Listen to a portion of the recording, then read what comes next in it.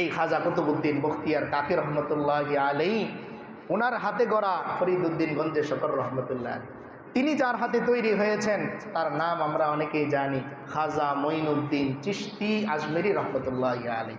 তার উস্তাদ এবং তার পীর ছিলেন তিনি। তো খাজা কুতুবউদ্দিন রহমতুল্লাহ আলাইহি বলেন যে আমি 17 পারা আমার মায়ের কাছে মুখস্থ করেছি। কার কাছে? সুবহানাল্লাহ বলে, কার কাছে? মায়ের। এবার মা বলে, ও সন্তান, আমি তো তোমারে মুখস্থ করাই নাই। সন্তান এবার মায়ের উত্তরে বলতেছে, না, আপনি আমাকে শিখিয়েছেন।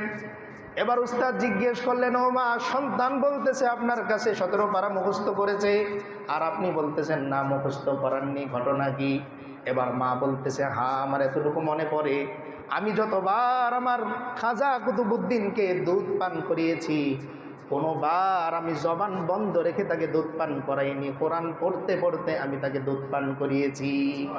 যতবার আমি আমার ছেলে বখতিয়ারকে নিয়ে ঘুমাতে যেয়েছি, আমি আমার জবান বন্ধ করে ঘুমাই নাই। বখতিয়ারকে কোলে নিয়ে কোরআন পড়তে পড়তে আমি আমার সন্তানকে ঘুম পাড়িয়েছি।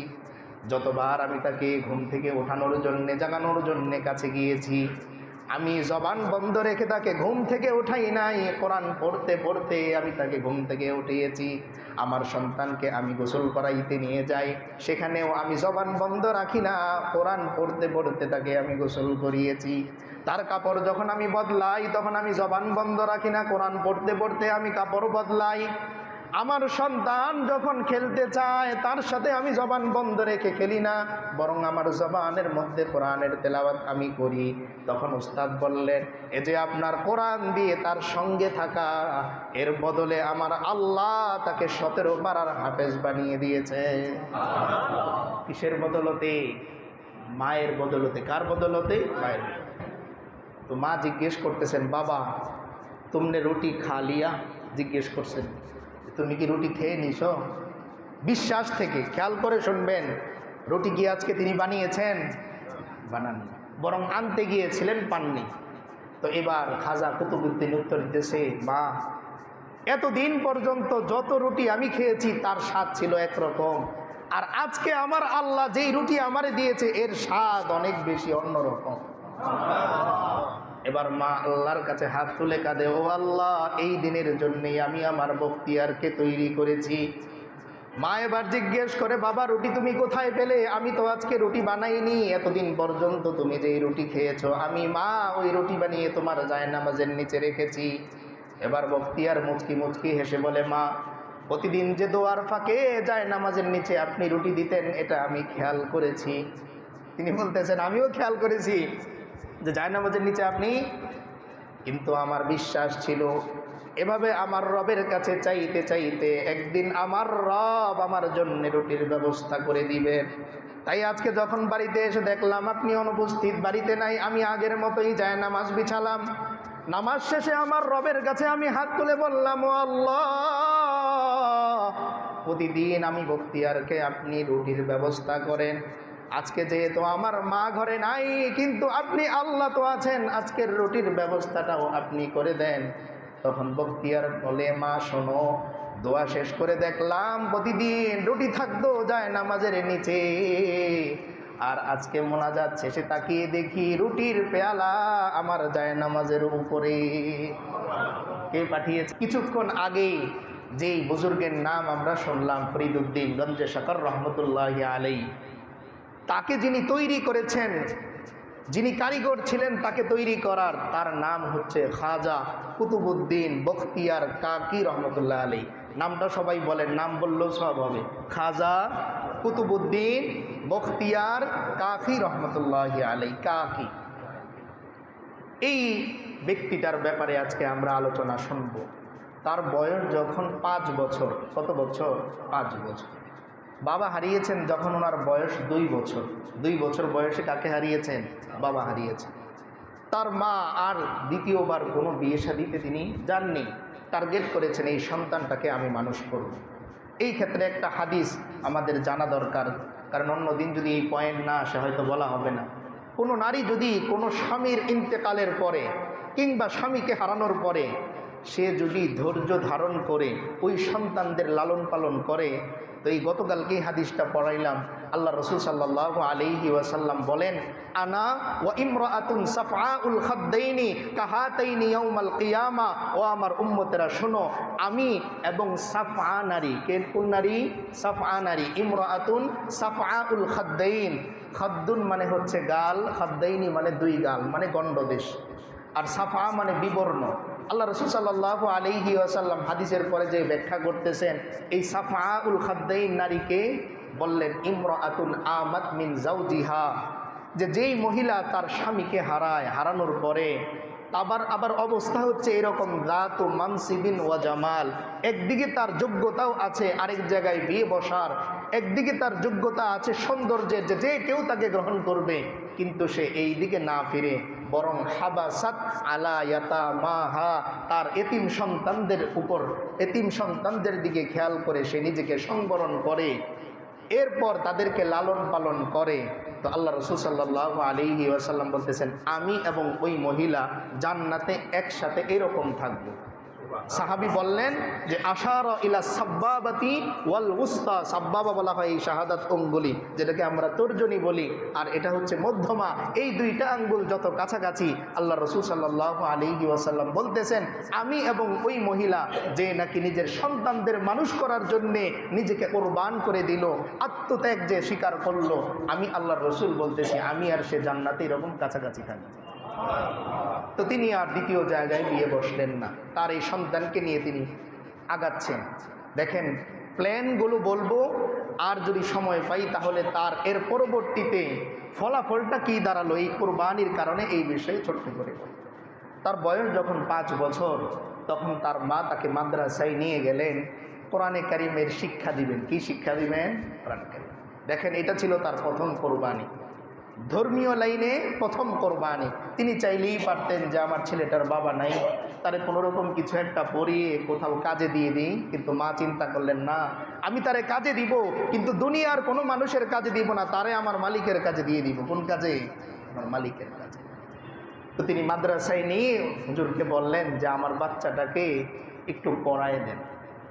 তো হুজুর বলতেছেন, বাবা পড়ো, বিসমিল্লাহির রহমানির রহিম। এবার খাজা কুতুবউদ্দিন বিসমিল্লাহির রহমানির রহিম বলে। হুজুর পরের আয়াত বলার আগে খাজা কুতুবউদ্দিন বলে আলহামদুলিল্লাহি রাব্বিল আলামিন। আয়াত শেষ হওয়ার পরে আবার বলে আর রহমানির রহিম।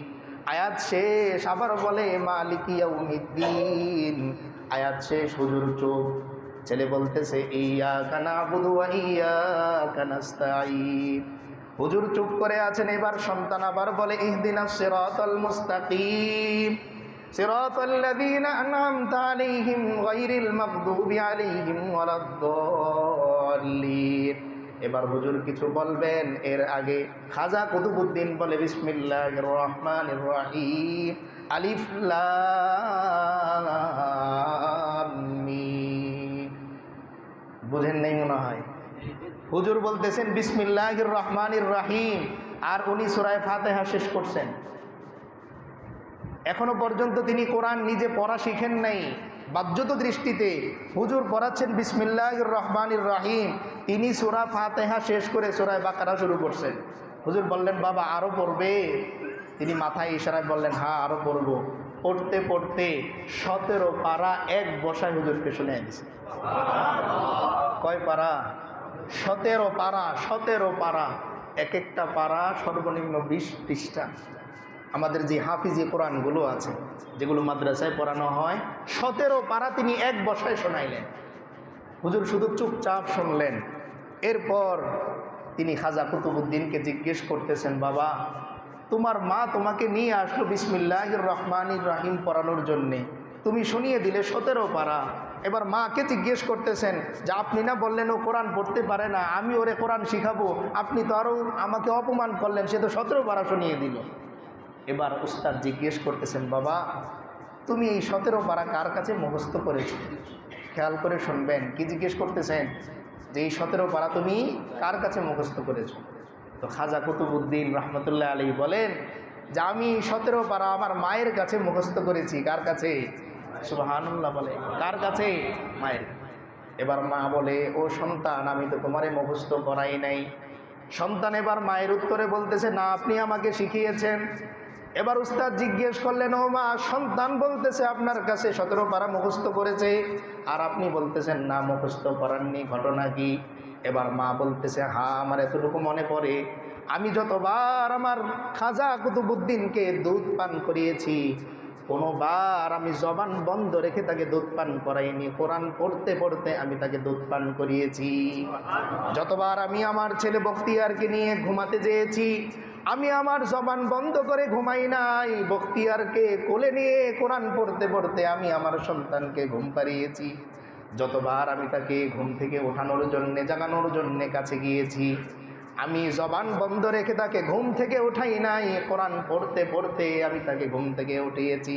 আমার সন্তানকে আমি গোসল করাইতে নিয়ে যাই, সেখানেও আমি জবান বন্ধ রাখি না, কোরআন পড়তে পড়তে তাকে আমি গোসল করিয়েছি।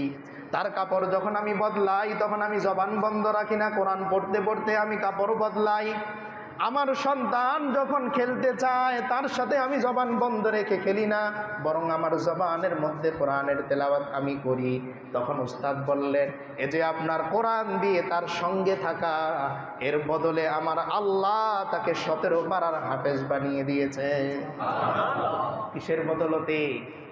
মায়ের বদলতে। কার বদলতে? মায়ের। এবার তিনি এই সন্তানকে নিয়ে বাড়িতে চলে আসলেন। হুজুর বললেন, ও কিছুদিন আপনার কাছে আরও থাকুক, এরপরও মাদ্রাসায় পড়ুক। তো মা রাজি হলেন যে তাহলে এক বেলা ও মাদ্রাসায় পড়ুক আর আরেক বেলা ও আমার কাছে থাকুক। দেখেন, মায়ের ব্রেন খুলে গেছে যে আমি যে এই সময় পর্যন্ত কোরবানিগুলো করেছিলাম, আমার আল্লাহ আমার কোরবানির ফসল দিয়েছেন নগদ। তাই এবার প্রতিদিন যখন সকালবেলা তিনি বাসায় যান নাস্তা খেতে, আমরা আমাদের পরিবারকে এই কথাগুলো বলবো, এই জন্যই আজকে আলোচনাগুলো করতেছি। তো যখন তিনি বাসায় গেলেন, মা রুটি বানিয়েছেন। কি বানিয়েছেন? রুটি। এখানে বলিনি ওনাকে যে কাকি বলা হয়। কি শব্দটা? কাফালি কাফিয়া কাকি। এই কাকি, কাক শব্দের অর্থ আরবিতে হচ্ছে এক ধরনের রুটি। এই রুটিকে বলা হয় কাক। তো যেহেতু রুটির সাথে ওনার বড় একটা সম্পর্ক আছে, যেটা আমরা এখন বলবো ঘটনাটা, তাই ওনার লকবই হয়ে গেল কাকি, মানে রুটিওয়ালা। কাকি মানে রুটিওয়ালা, বাকি সাধারণ কোনো রুটিওয়ালা না। আমরা ঘটনায় যাই। তো তিনি যখন বাসায় আসলেন, তার মা জিজ্ঞেস করতেছেন যে, বাবা তুমি নাস্তা করবা না? বললেন হ্যাঁ। তো মা বলতেছেন, বাবা যায় নামাজ বিছিয়ে নামাজ পড়ো, নামাজ পড়ে আল্লাহর কাছে রুটি চাও। কার কাছে? খেয়াল করবেন, রুটি বানিয়েছে কে? মা। তো মা দিয়ে দিবেন না? বলতেছেন না। কি বলতেছেন? যায় নামাজ বিছিয়ে নামাজ পড়ে তোমার আল্লাহর কাছে কি চাও? এবার বখতিয়ার কাকি যায় নামাজ বিছিয়ে নামাজ পড়ে আল্লাহর কাছে হাত তুলে বলে, ও আল্লাহ মুঝে রুটি দে দো, মেরে আল্লাহ মুঝে রুটি দে দো। ও আল্লাহ আমার রুটি দেন। কি দেন? রুটি দেন। মা দূর থেকে খেয়াল করে আর মুচকি মুচকি হাসে। সন্তান যখন বারবার আল্লাহর কাছে ডাকে, ও মেরে আল্লাহ মুঝে রুটি দে দো, ও আমার আল্লাহ আমারে রুটি দেন, এই বলতে বলতে মা এই ফাঁকে জায়নামাজের নিচে যে রুটির একটা টুকরা রেখে দিছে। তিনি দোয়া করতেছেন আর মা জায়নামাজের নিচে যে কি করছে, একটা রুটির টুকরা রেখে দিছে। এখন তিনি দোয়া শেষ করে বলতেছেন, মা মেরে আল্লাহ মুঝে রুটি নেহি দেয়া, আমার আল্লাহ তো আমার এখনো পর্যন্ত রুটি দেয় নাই। তো মা বলতেছে, বাবা জায়নামাজের কাছে নাক নিয়ে একটু ঘ্রাণ নাও তো। তো তিনি জায়নামাজের কাছে নিয়ে যখন নাক নিয়ে ঘ্রাণ নিলেন, তো দেখলেন যে রুটির ঘ্রাণ আছে। তিনি বললেন, হা খুশবু আ রাহি হে, এখান থেকে কি আসতেছে? রুটির ঘ্রাণ আসতেছে। তো তিনি জায়নামাজের নিচ থেকে রুটিটা নিলেন। এখন এইভাবে লম্বা সময় ধরে চলতেছে। আশপাশের মানুষ যখন এই সংবাদ শুনছে, তখন সবাই বলা শুরু করছে যে স্বামী নাই তো, এজন্য মাথায় আস্তে আস্তে সমস্যা দেখা দিতেছে। যে বাচ্চা রুটি চায়, তিনি জায়নামাজের নিচ থেকে রুটি বের করায় খাওয়ান আর এটা বোঝান রুটি কে দিতেছে? আল্লাহ দিতেছে। এবার আসেন, কিছুদিন যাওয়ার পর হঠাৎ করে একদিন বখতিয়ারের মা দেখতেছে রুটিও নাই, আটাও নাই, ঘিও নাই, কিচ্ছু নাই রুটি দেওয়ার মতো। এদিক দিয়ে আবার বখতিয়ার রহমতুল্লাহ আলাইহির মাদ্রাসা থেকে আসার সময় হয়ে গেছে। তিনি এবার আশপাশে খোঁজ নিতে লাগলেন যে কারো বাসায় আপাতত আজকের জন্যে কোনো আটা বা ঘি কোনো কিছু খাবার পাওয়া যায় কিনা। বাকি যেহেতু তার ছেলের পছন্দ রুটি, কারণ তিনি ইন্ডিয়ান মানুষ, দিল্লির মানুষ, তাই তার মা সেখানে খুঁজতেছে রুটি পাওয়া যায় কিনা। তো তিনি আসতে আসতে অনেক দেরি হয়ে গেছে, পান নাই কারো কাছে। যেহেতু সবাই তাকে নিয়ে হাসি ঠাট্টা করে, তাই কেউ থাকার পরেও হয়তো দেননি। তিনি খালি হাতেই ফিরে এসেছেন মনটা খারাপ করে। এবার আসার পর যেটা হলো, তিনি দেখতেছেন যে খাজা কুতুবউদ্দিন বখতিয়ার কাকি রহমতুল্লাহি আলাইহি তিনি পায়ের উপর পা রেখে পা নাচাচ্ছেন আর শুয়ে আছেন। তো মা জিজ্ঞেস করতেছেন, বাবা তুমনে রুটি খা লিয়া? জিজ্ঞেস করছেন, তুমি কি রুটি খেয়ে নিছ? বিশ্বাস থেকে খেয়াল করে শুনবেন, রুটি কি আজকে তিনি বানিয়েছেন? বানাননি, বরং আনতে গিয়েছিলেন, পাননি। তো এবার খাজা কুতুবউদ্দিন উত্তর দিতেছে, মা এতদিন পর্যন্ত যত রুটি আমি খেয়েছি তার স্বাদ ছিল একরকম, আর আজকে আমার আল্লাহ যেই রুটি আমারে দিয়েছে এর স্বাদ অনেক বেশি অন্যরকম। এবার মা আল্লাহর কাছে হাত তুলে কাঁদে, ও আল্লাহ, এই দিনের জন্যই আমি আমার বখতিয়ারকে তৈরি করেছি। মা এবার জিজ্ঞেস করে, বাবা রুটি তুমি কোথায় পেলে? আমি তো আজকে রুটি বানাইনি, এতদিন পর্যন্ত তুমি যেই রুটি খেয়েছো আমি মা ওই রুটি বানিয়ে তোমার জায়নামাজের নিচে রেখেছি। এবার বখতিয়ার মুচকি মুচকি হেসে বলে, মা প্রতিদিন যে দোয়ার ফাঁকে জায়নামাজের নিচে আপনি রুটি দিতেন এটা আমি খেয়াল করেছি। তিনি বলতেছেন, আমিও খেয়াল করেছি যে জায়নামাজের নিচে আপনি, কিন্তু আমার বিশ্বাস ছিল এভাবে আমার রবের কাছে চাইতে চাইতে একদিন আমার রব আমার জন্য রুটির ব্যবস্থা করে দিবেন।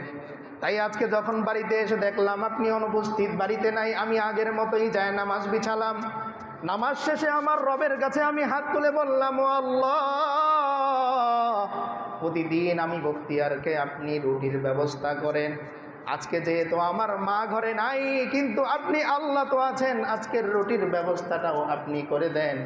তখন বখতিয়ার বলে, মা শোনো, দোয়া শেষ করে দেখলাম প্রতিদিন রুটি থাকতো জায়নামাজের নিচে, আর আজকে মোনাজাত শেষে তাকিয়ে দেখি রুটির পেয়ালা আমার জায়নামাজের উপরে। কে পাঠিয়েছেন? আল্লাহ তাআলা পাঠিয়েছেন। এই যে রুটিওয়ালা কাকি নাম তার হয়ে গেল। মায়ের দুইটা কোরবানি সাকসেস। এক নম্বরে ওই যে প্রশিক্ষণ, যে কার কাছ থেকে চেয়ে নেও? তোমার মালিকের কাছ থেকে চেয়ে নেও, কারণ সন্তান আমি একদিন থাকবো না, কিন্তু তোমার আল্লাহ প্রতিদিন থাকবেন, প্রতিটা মুহূর্তে থাকবেন। আমি মা থাকতে নাই পারি কিন্তু তোমার আল্লাহ থাকবেন, তাই তুমি তোমার রবের থেকে মঞ্জুর করানো শিখো, যেন আমি না থাকলেও পৃথিবীর কোনো মানুষের কাছে তোমার হাত পাততে না হয়। এই জন্য বুজুর্গানে কেরাম বলতেন, সন্তানকে মানুষের কাছে হাত পাতা নয়, আল্লাহর কাছে হাত পাতা শেখাও। সন্তানকে আল্লাহর কাছে হাত পাতা শেখাও। ও যেন কারো কাছে না বলে ভাই আমারে কিছু দেন, ও যেন আমার রবকে বলে, ও আল্লাহ, এই পৃথিবীর সমস্ত ধনাঢ্যতার মালিক আপনি, এই পৃথিবীর সমস্ত খাজানার মালিক আপনি, আপনি আমাকে দেন। মানুষ আমারে কতটুকু দিবে? একবার দুইবার দেওয়ার পর আমারে দেখলে দূর দিয়ে ঘুরে যাবে। আর আল্লাহ বলেন, বান্দারে আমি নিয়ে বসে আছি, তুমি চাও না বলে আমি রাগ করি, আমার কাছে চাও। এই দুইটা কোরবানি করলে এই খাজা কুতুবউদ্দিন বখতিয়ার কাকি রহমতুল্লাহি আলাইহি, ওনার হাতে গড়া ফরিদউদ্দিন গঞ্জে শকর রহমতুল্লাহ, তিনি যার হাতে তৈরি হয়েছেন তার নাম আমরা অনেকেই জানি, খাজা মঈনুদ্দিন চিশতি আজমেরি রহমতুল্লাহি আলাইহি। তার উস্তাদ এবং তার পীর ছিলেন তিনি। তিনি যখন প্রাপ্ত বয়স্ক হলেন তখন থেকে ওনার আমল, দুইটা আমল বিশেষভাবে তিনি করতেন। এক নম্বরে হচ্ছে প্রতিদিন 100 রাকাত নফল নামাজ তিনি পড়তেন। কয় রাকাত? 100 রাকাত। কত রাকাত? 100 রাকাত নফল নামাজ পড়তেন। আর দুরূদ শরীফ পাঠ করতেন প্রতিদিন সর্বনিম্ন 3000 বার। কতবার? 3000 বার। ওই রুটির শক্তি বুঝতেছি তো আমরা, না? 3000 বার কি পড়তেন? আমরা তো 10-12 পড়ার সুযোগ পাই না, এত ব্যস্ততা। আর তিনি প্রতিদিন 3000 বার দুরূদ পড়েন। কেমন দুরূদ পড়েন?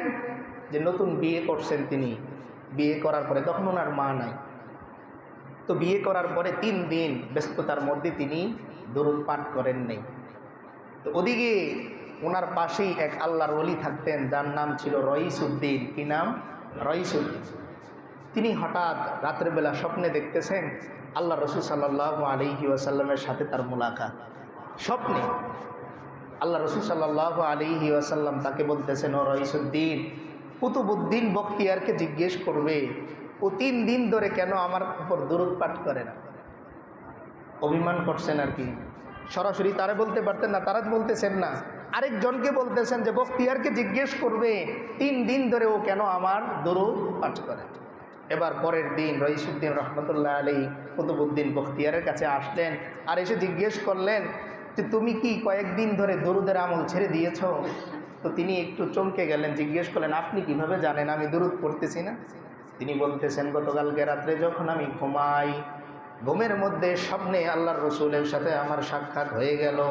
তিনি এসে বললেন, ও রইসুদ্দিন বখতিয়ারকে জিজ্ঞেস করো কেন 3 দিন যাবৎ আজকে সে দরুদের হাদিয়া আমার কাছে পাঠায় না।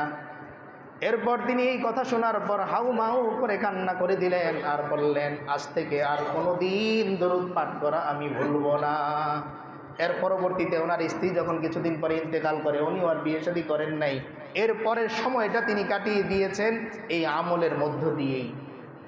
আমল করে কি পেয়েছেন ছোট্ট করে বলে আমরা শেষ করে দিব, মাঝখানে কথা ছিল আরও বাকি সময় নাই, আজকে শেষ করে দিব। তো ওনার ইন্তেকালের কিছুদিন আগে তিনি এক জায়গায় দাঁড়িয়ে আছেন, তো ওনার সাথে ওনার ছাত্ররা আছে। তো হঠাৎ করে তিনি বলতেছেন এই জায়গাটা ক্রয় করবে। যেই জায়গায় তিনি দাঁড়িয়ে আছেন একটা দাগ দিলেন, বলেন এই জায়গাটা ক্রয় করবে। তো সবাই কোনো প্রশ্ন করার আর সুযোগ পেল না, উস্তাদ আদেশ করেছেন। জায়গাটা ক্রয় করার পর তিনি বললেন যে আমাকে এই জায়গায় দাফন করবে। এই জায়গাটার নাম হচ্ছে মেহরাওয়ালি, জায়গাটার নাম মেহরাওয়ালি, এখন ওনার কবরস্থান যেখানে, মকবরা যেখানে। তো এই জায়গাটা তিনি দেখিয়ে বললেন এইখানে আমার কবরস্থ করবে। এবার ওনার যেই খলিফা ছিল, আশপাশে আরও ছাত্ররা ছিল, ওনারা জিজ্ঞেস করলেন যে হুজুর এই জায়গার মধ্যে এমন কি পেলেন? তো তিনি সংক্ষেপে শুধু এতটুকু বললেন, এইখানে ধারণার পর আমার কাছে কেমন যেন জান্নাত জান্নাত ঘ্রাণ লাগতেছে। কিসের ঘ্রাণ? জান্নাত জান্নাতের ঘ্রাণ লাগতেছে। কেমন নাক আল্লাহ তাআলা দিয়েছেন। যাই হোক, ইন্তেকালের আগে তিনি তার আশপাশের ছাত্রদেরকে ডাকলেন, খাদেমকে ডাকলেন, ডেকে বললেন যে আমি যদি বিদায় হয়ে যাই, উনি বলতেছেন আমি যদি বিদায় হয়ে যাই তাহলে আমার জানাজা যাকে তারে দিয়ে পড়ায়ও না, বরং 4টা শর্তের কথা আমি বলে যাচ্ছি। এই 4টা শর্ত যেই ব্যক্তির মাঝে পাবে ওই ব্যক্তিকে দিয়ে আমার জানাজা পড়াবে। আর যদি এই 4 শর্ত কারো মধ্যেই না থাকে তাহলে আমার জানাজা দিবে না, জানাজা ছাড়াই আমারে দাফন করে দিবে। এই শর্ত দেওয়ার কিছুদিন পরে তিনি ইন্তেকাল করলেন। এবার ওনার জানাজা উপস্থিত, ইমাম সাহেবও উপস্থিত, নামাজ শুরু করবেন। এর আগ মুহূর্তে তার খলিফার মনে হয়েছে উস্তাদ তো ওসিয়ত করে গিয়েছিলেন যে জানাজা পড়াবে এমন ব্যক্তি যার মধ্যে কয়টা গুণ থাকবে? 4টা গুণ থাকবে। তো পরবর্তীতে ইমাম সাহেব দাঁড়ালেন, বলেন কি 4টা শর্ত? 1 নাম্বার শর্ত দিয়েছিলেন আমার জানাজা এমন ব্যক্তি পড়াবে যেই ব্যক্তির কোনোদিন তাকবীরে ওলা ছোটে নাই, জিন্দেগিতে কোনোদিন তাকবীরে ওলা ছোটে নাই। কতদিন? বলতেছে প্রাপ্ত বয়স্ক হওয়ার পর থেকে আমার জানাজা পর্যন্ত যার কোনো দিন, কোনো ওয়াক্ত, কোনো ঈদের দিন, কোনো শুক্রবার, কোনো আনন্দের দিন, কোনো বিয়ের অনুষ্ঠানে 1 ওয়াক্ত তাকবীরে ওলা ছোটে নাই, এমন ব্যক্তি আমার জানাজা পড়াবে। এটা শর্ত নাম্বার কত? 1। 2 নাম্বার শর্ত দিলেন আমার জানাজা ওই ব্যক্তি পড়াবে যিনি প্রাপ্তবয়স্ক হওয়ার পর থেকে আজকে আমার জানাজা পর্যন্ত কোনো দিন তার তাহাজ্জুদের নামাজ ছোটে নাই। 2 নাম্বার শর্ত কি? কোনো দিন প্রাপ্তবয়স্ক হওয়ার পরে আজকে আমার এই জানাজা পর্যন্ত একদিনও তার কি ছোটে নাই, তাহাজ্জুদের নামাজ ছোটে নাই। 3 নাম্বার শর্ত, যেই ব্যক্তির জীবনে কোনো দিন আসরের আগের 4 রাকাত সুন্নত ছোটে নেই। কোন নামাজের? আসরের আগের 4 রাকাত সুন্নত। 4 নম্বরে বললেন ওই ব্যক্তি আমার জানাজা পড়াবে যিনি চোখ দিয়ে কোনো দিন পরনারীর দিকে তাকিয়ে গুনাহের কথা চিন্তা করেন না। কয়টা শর্ত হইল? 4টা। এবার এই ঘোষণা করার পর খলিফারা বলতেছে আপনাদের মধ্যে যদি এমন কেউ থাকেন যার মধ্যে এই 4টা শর্ত আছে তিনি এগিয়ে আসেন জানাজার জন্যে। তো একজনও হাত তোলে না। অনেক সময় অপেক্ষা করলেন, কেউ হাত তোলে না। সর্বশেষ ওনার খলিফারা মিলে লাশ কাঁধে নিয়েছেন যে জানাজা ছাড়াই তাকে দাফন করবেন। যেহেতু উস্তাদ ওসিয়ত করে গেছেন, কি ছাড়া এখন দাফন করতে হবে? জানাজা ছাড়া। ওই কর্নার থেকে একজন হাত তুললেন, একজন ব্যক্তি তিনি হাত তুললেন। তিনি কে? তিনি হচ্ছেন তৎকালীন দিল্লির প্রেসিডেন্ট বাদশাহ শামসুদ্দিন ইলতুৎমিশ অথবা আলতামাশ রহমতুল্লাহ আলাইহি।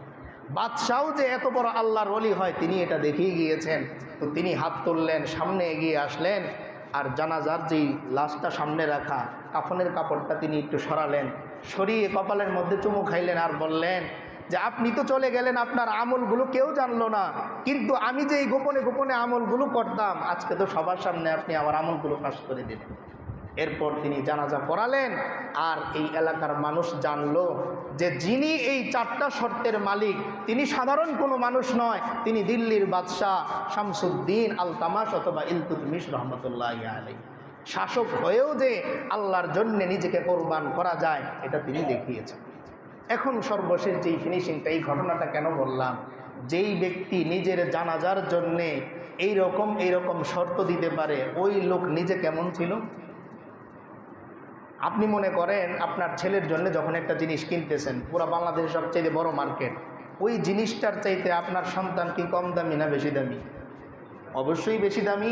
তো যিনি নিজের জানাজার জন্যে, মৃত একটা লাশের জন্যে এই রকম ব্যক্তির খোঁজ নেন, উনি নিজে কেমন মানুষ, যেটা কল্পনার বাইরে। তো আল্লাহ তাআলা ওনার এই মায়ের কোরবানি, ওনার এই মায়ের অবদানের কারণে আল্লাহ তাআলা পৃথিবীতে ওনার নাম এখন কুতুবুদ্দিন বললেই বোঝে যে তিনি হচ্ছেন বখতিয়ার কাকি রহমতুল্লাহি আলাইহি। আল্লাহ তাআলা আমাদের নারীদেরকেও, আমাদের মায়েদেরকেও ওই রকম মা হওয়ার, আর ওই রকম সন্তানের মা হওয়ার, সন্তানের জন্য এরকম কোরবানি করার তৌফিক দান করেন। আমিন। ওয়া আখিরু দাওয়ানা আলহামদুলিল্লাহি রাব্বিল আলামিন। আমরা যারা সুন্নাত পড়িনি 4 রাকাত ক্বাবলাল জুমা আদায় করি।